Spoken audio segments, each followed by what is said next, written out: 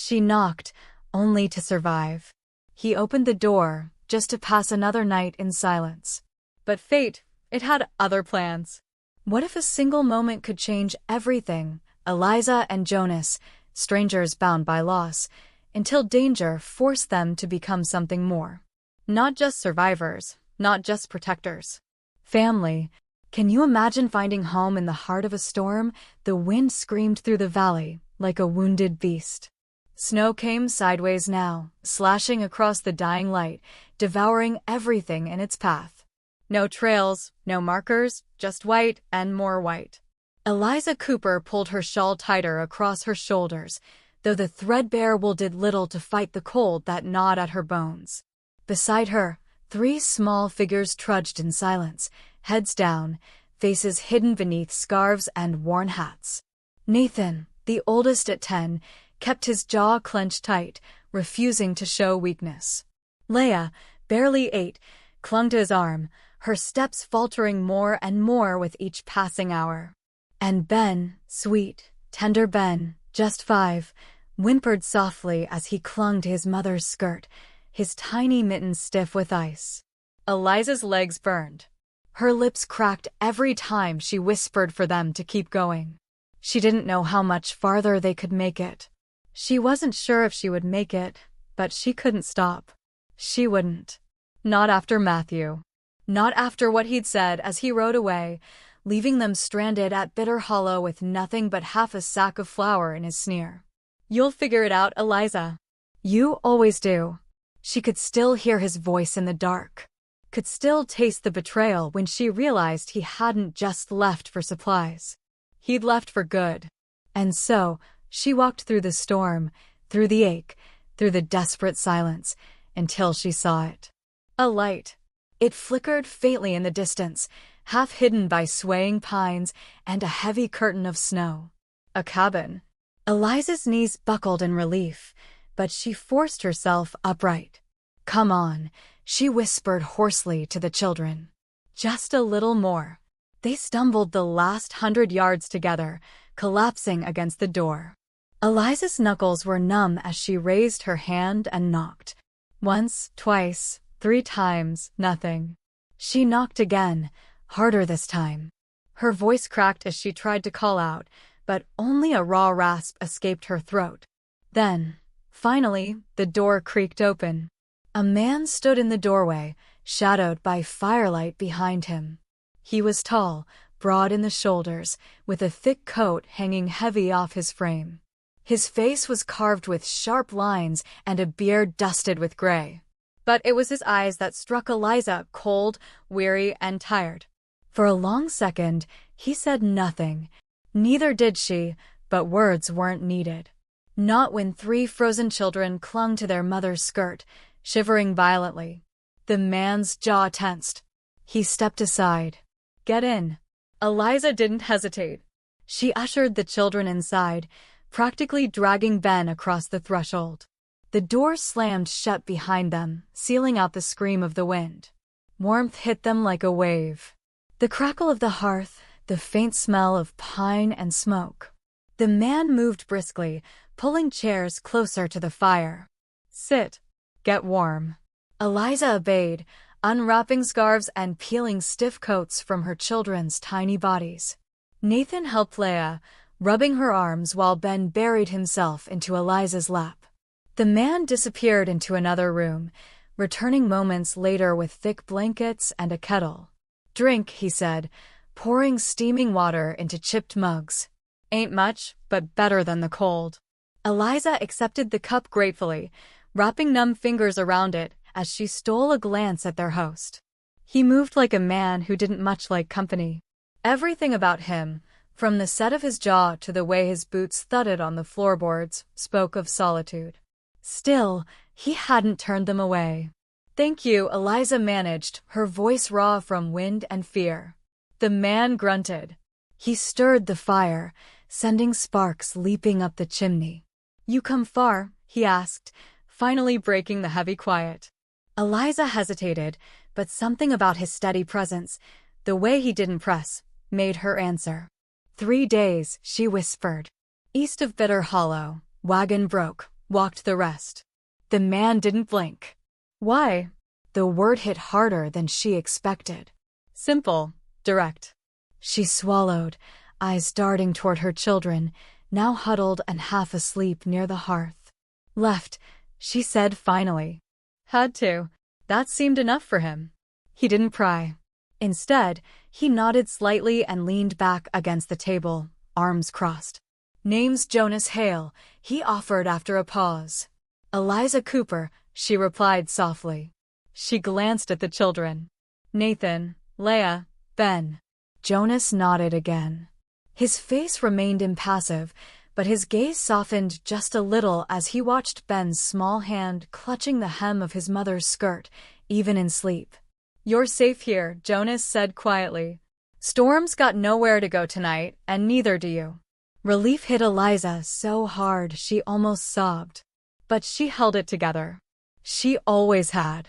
Instead, she met his eyes and whispered, "Thank you." Jonas only turned back to the fire, his silhouette glowing faintly in the flicker of the flames.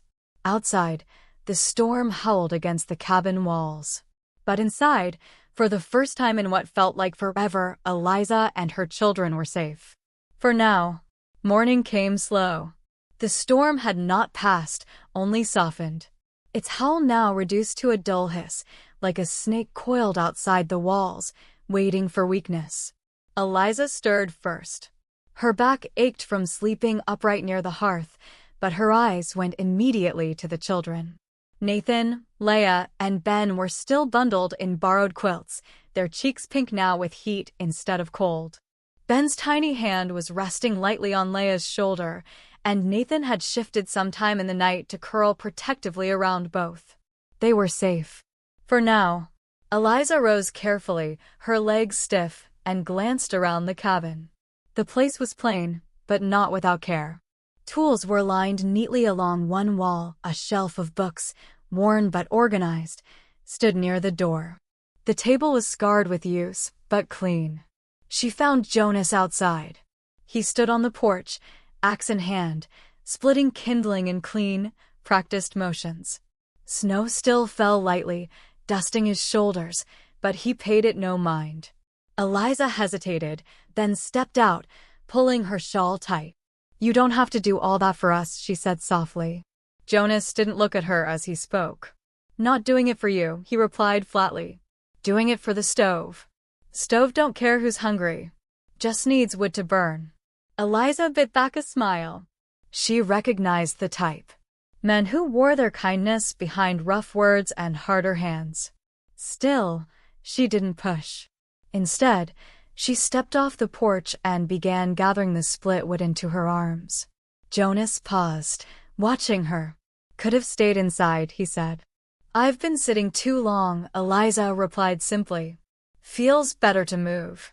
He nodded once, a silent approval.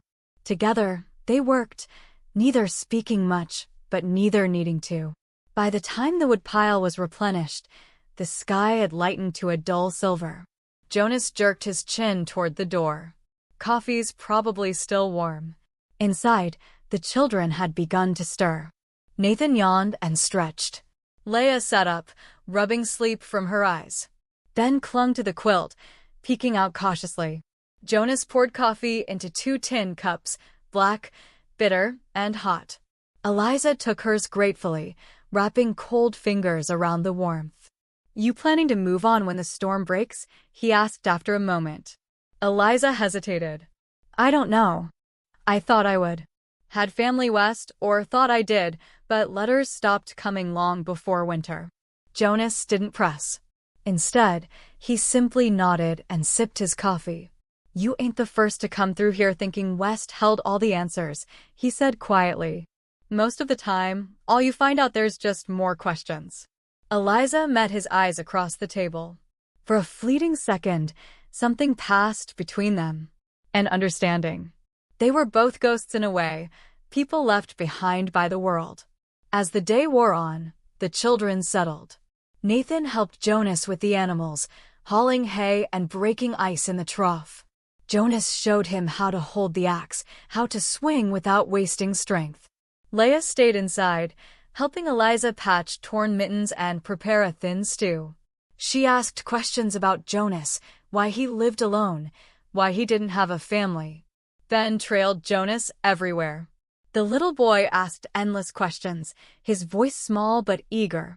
What's that knife for? Do bears come here? Can I have a horse someday? Jonas, to his credit, answered every single one. No, he said at one point, gesturing to the gun hanging by the door. That's for bears, knives for wood, or stubborn knots. By evening, something had shifted in the cabin. The silence wasn't heavy anymore. It was comfortable, familiar. The children laughed softly as they played near the fire. Eliza smiled as she stirred the stew, glancing every now and then at Jonas, who sat whittling a small figure, a bird, delicate and precise. She noticed the way his hands worked, slow and careful, as if shaping more than just wood. You carve well, she said quietly. Jonas glanced up. Something to do when the wind won't stop howling. Eliza watched him a moment longer. I think, she began carefully, you're kinder than you let on. Jonas didn't smile. Not exactly, but his lips twitched slightly, and that alone felt like a victory. Night fell heavy and slow. After supper, the children curled up near the hearth again, already half asleep. Eliza and Jonas sat at the table, the lamp casting soft golden light between them. Outside, the storm had lessened, but the cold still pressed against the windows. Eliza's fingers curled around her cup as she stared into the flickering shadows. Thank you, she said suddenly, voice low, but sure. Jonas raised an eyebrow. For what? For letting us stay, for not asking too many questions. Jonas looked away, his gaze settling on the sleeping children. Didn't seem like you needed more questions, he murmured. Seemed like you needed rest. Eliza felt something tight loosen in her chest. I did, she whispered. For a moment, silence settled again. Not heavy, not empty. Just easy. Jonas rose, stretching his broad shoulders. Storm's breaking, he said. Tomorrow you can head out if you want. Eliza nodded slowly, but something about the thought made her stomach twist. Head out. Go back into a world that had left her battered and alone. Or stay. But that was a thought for another night. For now, they were safe. For now, the fire burned steady. And for the first time in a long time, Eliza Cooper allowed herself to hope that maybe, just maybe, safety wasn't temporary after all. Morning broke with a pale, uncertain light. For the first time in days, the sky held no snow. It hung heavy and gray, but still, it was clear. The storm had passed. Jonas Hale stepped onto the porch, boots crunching softly against the hardened snow. He could smell change on the air. Not just spring trying to find its way through winter's grip, but something else. Inside, Eliza and the children were already stirring. Nathan was rolling up quilts, eager to help. Leah sat braiding her doll's yarn hair while humming softly. Ben followed Jonas everywhere that morning, asking about the animals, about the trees, about life beyond snow. It felt normal. Too normal. Jonas knew better than to trust normal. By noon, Eliza stood in the doorway, wiping her hands on her skirt, eyes turned toward the distant ridge where the trail disappeared into the pines. Do you think it's safe now? She asked softly. Jonas didn't answer right away. He set down his axe, wiping sweat and frost from his brow. Safe ain't something the land gives, he said after a beat. But it's quiet.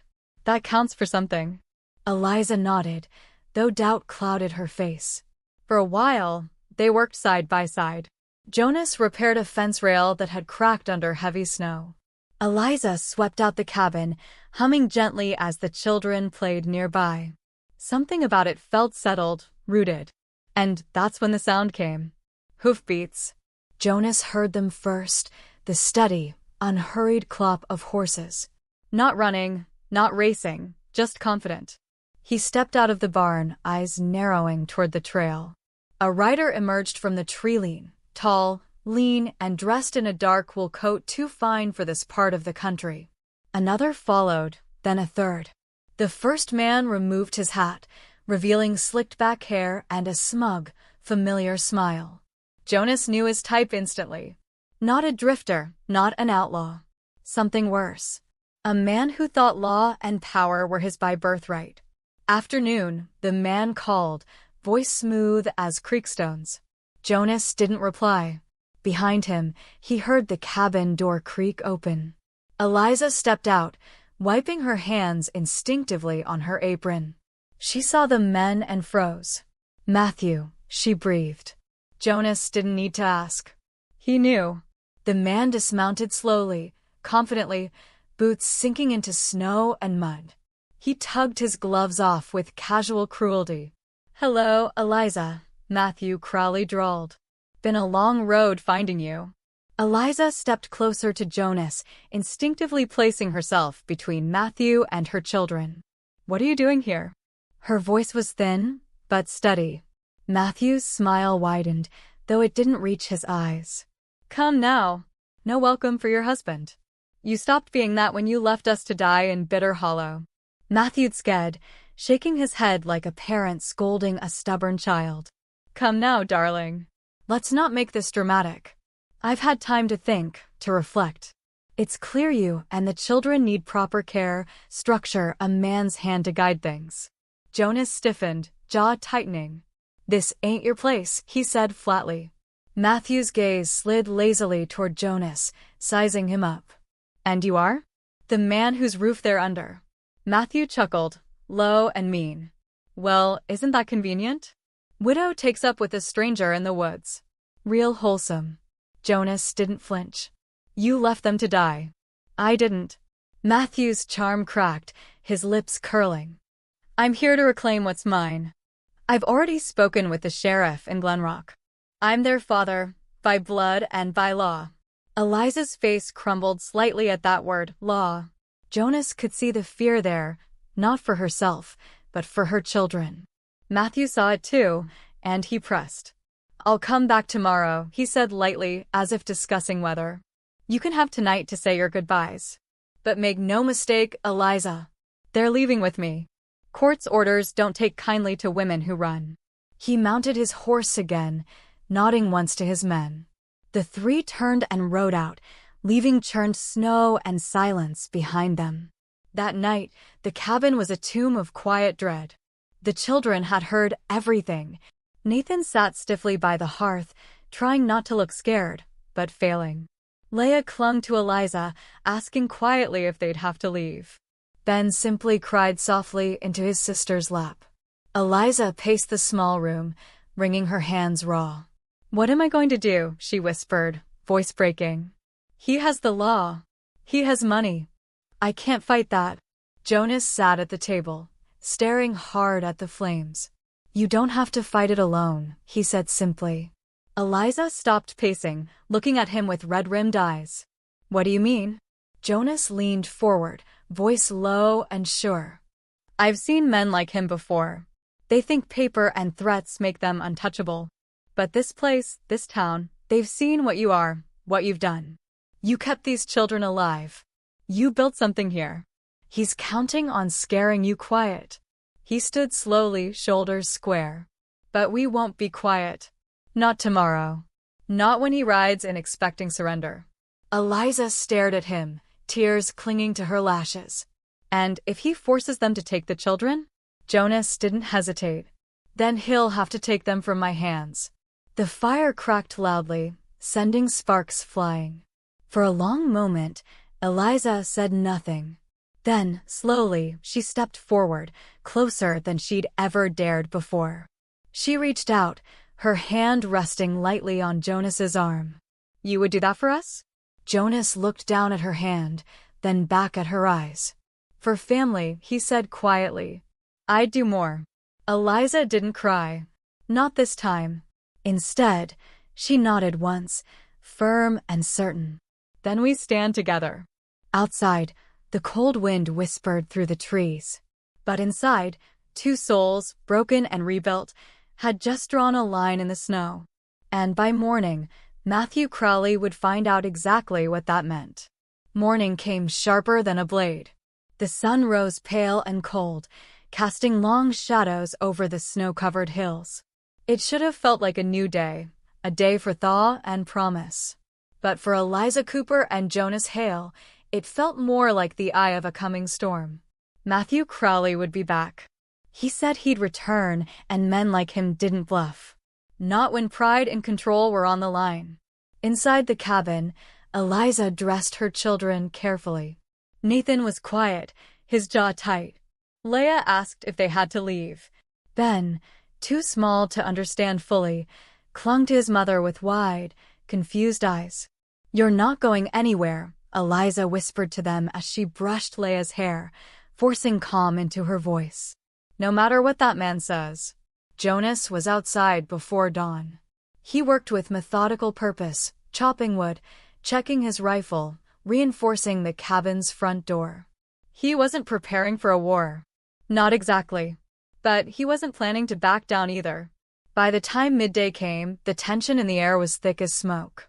And then they heard it. Horses. Not just Matthew this time. He'd brought company. 4 riders came into view as the children crowded near the window. Jonas stood on the porch, arms crossed, as Matthew dismounted with deliberate slowness. His smirk was sharper today, confident. Behind him rode Sheriff Tate, a man known in these parts for minding his own business as long as his pockets stayed full. Matthew swaggered forward like he already owned the land beneath his boots. "Eliza," he called, loud enough for the whole clearing to hear. "I'm here like I promised. Time to bring my children home." Eliza appeared in the doorway, her back straight, shoulders squared despite the tremor in her fingers. "They are home," she said firmly. Matthew's smile thinned. "Let's not make this ugly. Sheriff Tate has the papers. Custody signed and sealed. I'm within my rights." Sheriff Tate unfolded a yellowed piece of paper and read aloud, his voice dull and official. "Eliza Cooper, you are hereby ordered to relinquish the children into the custody of their father, Matthew Crowley." "Failure to comply, that's enough," Jonas interrupted, his voice low but carrying steel. All eyes turned to him. Jonas stepped forward, placing himself directly between Matthew and the cabin. "I know what you are, Crowley," Jonas said evenly. "A man who left his family to die in winter. A man who sees people as property, but not here. Not anymore." Matthew's eyes narrowed. "You don't have a say in this, Hale. The law does." Jonas didn't flinch. "The law might not care who you are, but this town does." As if on cue, voices rang out from beyond the tree-line. Mrs. Webb, Pastor Connor, old Doc Briggs, they came walking, bundled against the cold, faces set with quiet resolve. Behind them, others from town. Folks who had seen Eliza these past months, watched her rebuild something fragile but real. "We stand with her," Mrs. Webb said simply, stepping beside Jonas. Pastor Connor nodded. "She raised those children with grace when no one else would." Matthew's confidence faltered. "This isn't your business," he snapped. "It is now," Jonas said, calm but deadly sure. The sheriff shifted uncomfortably. "Crowley, this paper's only good if people are willing to enforce it." Matthew's face darkened. His eyes darted between the growing crowd and the stone wall that was Jonas Hale. "You think this is over?" he hissed. "You think a few farmers and widows can stop me?" "I think you're already stopped," Jonas replied. Silence fell heavy. Matthew's bravado cracked completely. With a bitter curse, he shoved the papers back into the sheriff's hands and stormed back toward his horse. "This isn't the end," he called out over his shoulder. "No," Jonas agreed quietly. "It's the beginning." Matthew rode off, defeated, but dangerous still. The sheriff hesitated, then followed, his posture sagging as he realized which way the wind now blew. The townsfolk lingered, offering Eliza soft words and warm smiles before drifting back to their homes. They didn't celebrate. There was no need. They'd come when it mattered. That was enough. Inside the cabin, the tension broke like ice underfoot. Eliza stood by the window, watching the last riders disappear over the ridge. Her hands trembled, but not from fear. Jonas came up beside her, close enough that she could feel the warmth radiating from his chest. "He'll be back," she said softly. "Maybe," Jonas admitted. "But so will we. Every day, as long as it takes." She looked at him then. Really looked, and something inside her cracked open, not in fear, in relief.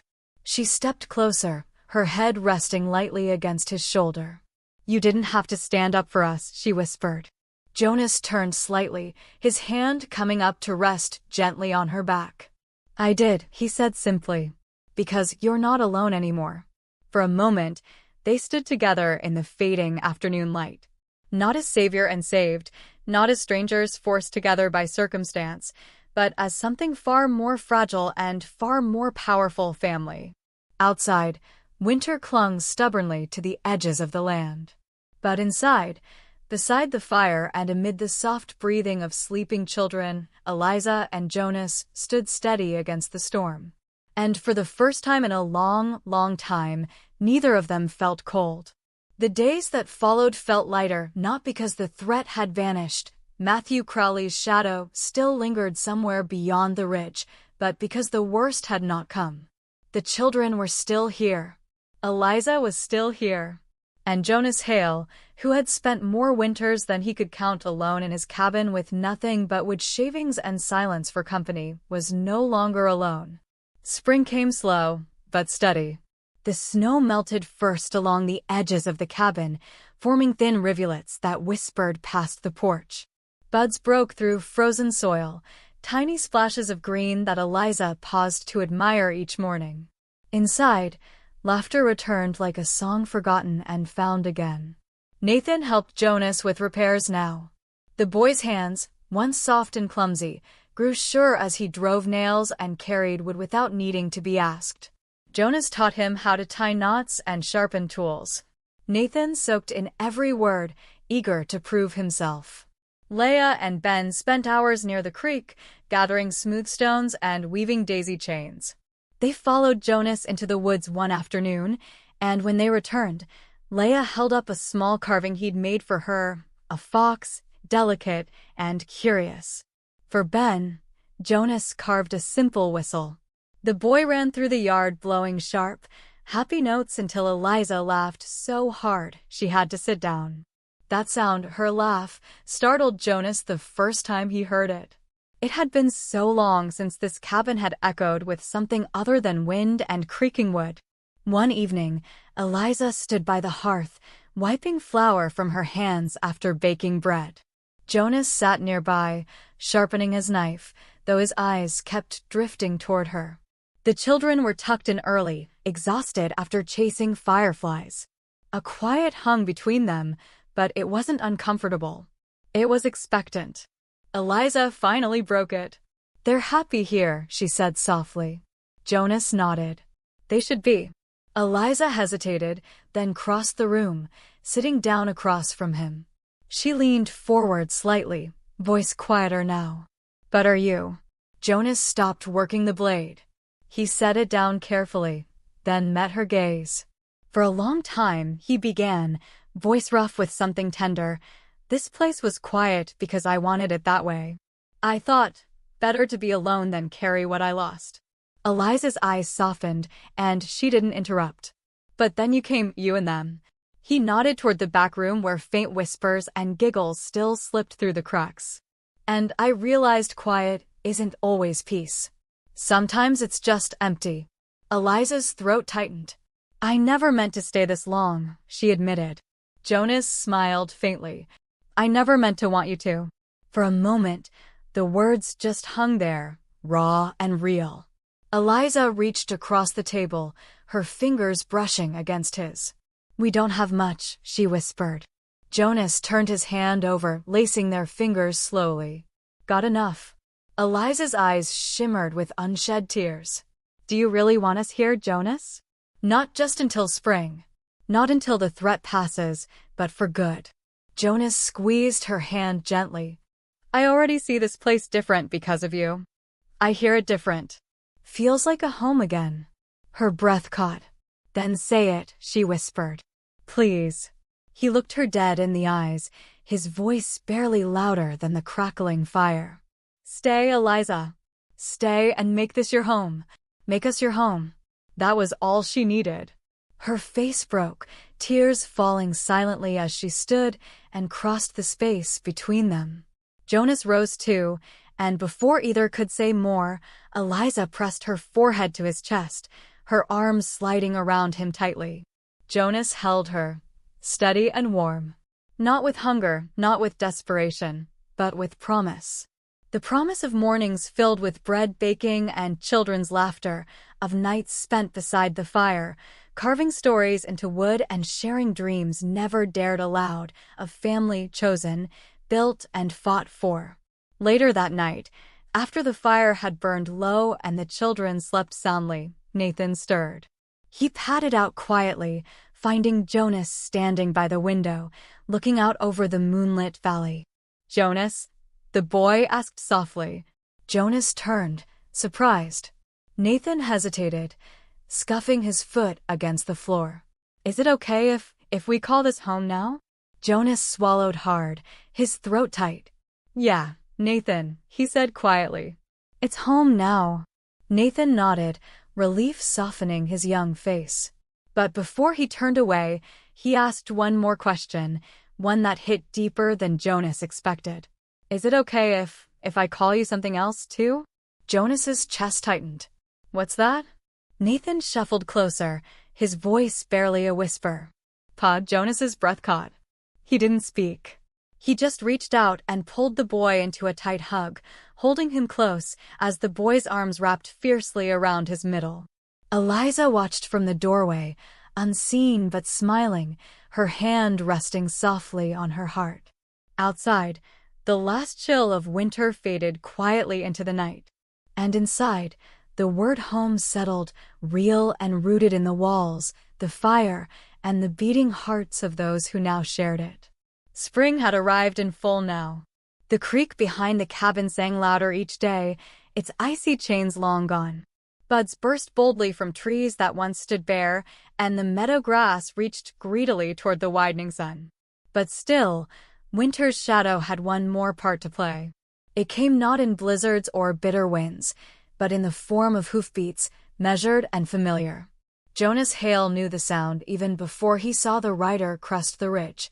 Matthew Crawley. This time he rode alone. No hired guns, no crooked sheriffs, just a man worn thin, his fine coat dusty, his bravado dulled by distance and failure. Jonas stood on the porch when he arrived, hands calm at his sides. Behind him, the cabin door stood open, Eliza visible within, steady, composed. She didn't cower this time.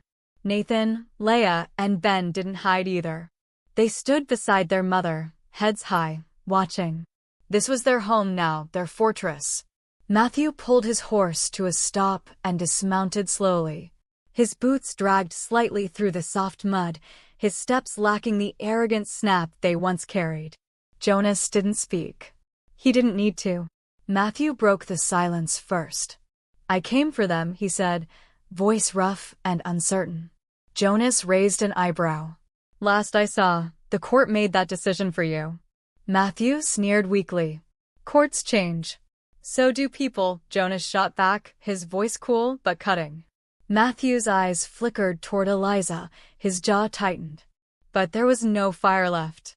"What is this, huh?" he spat bitterly. "You play house with my wife, raise my kids like they're yours now?"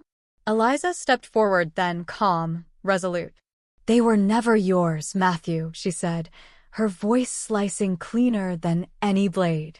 "You gave them nothing but fear. You left them to die. Jonas gave them something you never could." Matthew scoffed, but it was hollow. "I was their blood." "Blood," Jonas said, his voice hardening. "Doesn't keep them warm at night. Doesn't mend toys or tuck them in when they're sick. Blood didn't teach Nathan how to split wood or Leah how to read better or Ben how to smile again." Matthew stood silent as the words hit him harder than any fist. Behind Jonas, Nathan's voice broke the tension. "You're not our pa," the boy said boldly. Leah followed, her small voice steady. "Jonas is." Even Ben, clinging shyly to his sister's skirt, nodded solemnly. Matthew's shoulders sagged, as if the words themselves carried weight too heavy to bear. He looked at Eliza one last time. Something flickered in his eyes, regret, maybe, or just the realization that what he lost was never coming back. Without another word, he turned and mounted his horse. This time, when he rode away, he didn't look back. And when he disappeared beyond the ridge, it felt different. Final. The last snow had melted. That evening, the cabin glowed warmer than ever.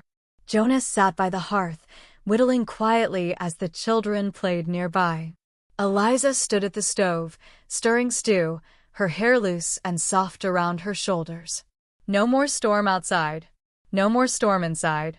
When dinner was done and the children tucked into their shared room, Jonas and Eliza found themselves alone by the fire. For a while, neither spoke. The crackling wood and distant sounds of frogs through the open window said enough. But eventually, Eliza rose from her chair and crossed the room, stopping just in front of Jonas. Her eyes, always filled with something careful, now held only certainty.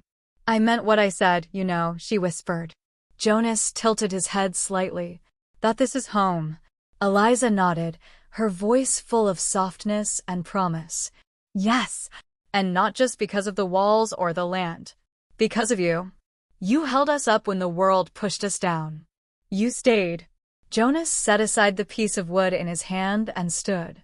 He reached for her hands, rough fingers curling around hers with the ease of something that had always been meant to fit. "I didn't know how much I needed you," he admitted quietly. "All of you.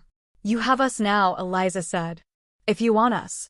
Jonas smiled then, a rare, quiet smile that reached all the way to his eyes. "I want everything you bring through that door every morning, even the noise. Especially the noise." Eliza leaned up, pressing her lips softly to his. No rush, no grand gesture, just belonging. When they parted, she rested her head against his chest, listening to the steady beat beneath. "I used to wonder," she murmured, "if I'd ever feel safe again." Jonas held her tighter. "You're safe," he promised. "Always." Outside, the last remnants of winter melted quietly into the soft, breathing earth. Inside, beside the crackling hearth, a man who had once been hollow and a woman who had once been broken stood woven together, not by chance, but by choice. Love here wasn't loud or fast. It was carved slow, with patient hands, like wood, like trust. And as the night deepened and their home held steady around them, Eliza whispered something only Jonas heard. "We're not surviving anymore, Jonas. We're living." And for the first time in his life, Jonas Hale believed her. Not every family is born. Some are chosen. What would you do to protect yours when the past comes knocking? Tell us in the comments. Your words matter here.